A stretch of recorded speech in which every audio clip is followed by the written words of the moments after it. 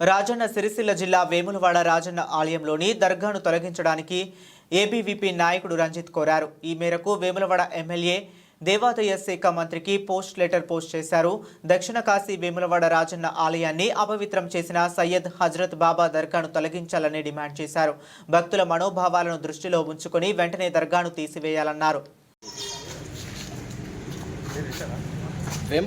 దక్షిణ కాశీ వేములవాడ రాజన్న ఆలయంను అపవిత్రం చేసిన శివలింగం ఏదైతే హిందువుల ఆరాధ్య దైవమైన శివలింగం పైన మూత్ర విసర్జన చేసిన సయ్యద్ ఏదైతే ఉందో హజరత్ బాబా ఒక దర్గా ఏదైతే కట్టడం ఉందో అక్రమ కట్టడం ఉందో హిందువుల మనోభావాలు దెబ్బతీసిన ఒక సమాధిని వెంటనే తొలగించాలి.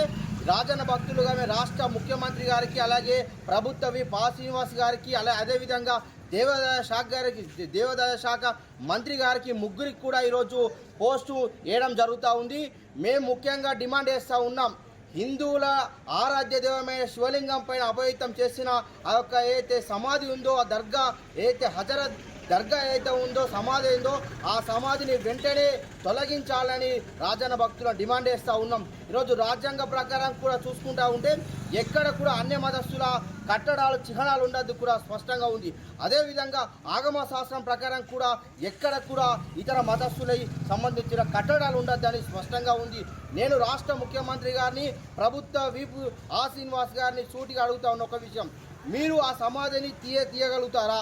హిందువుల మనోభావాలు దెబ్బతీసిన ఒక సమాధి కట్టడం ఏతుందో తొలగిస్తారా లేక వారికి మద్దతుగా ఉంటారో ఈ రెండు విషయాల స్పష్టతంగా మీరు రాష్ట్ర దేశవ్యాప్తంగా ఉన్న రాజన్న భక్తులను తెలియజేసి మీకు చేయాలని ఈ సందర్భంగా తెలియజేస్తూ ఉన్నాం.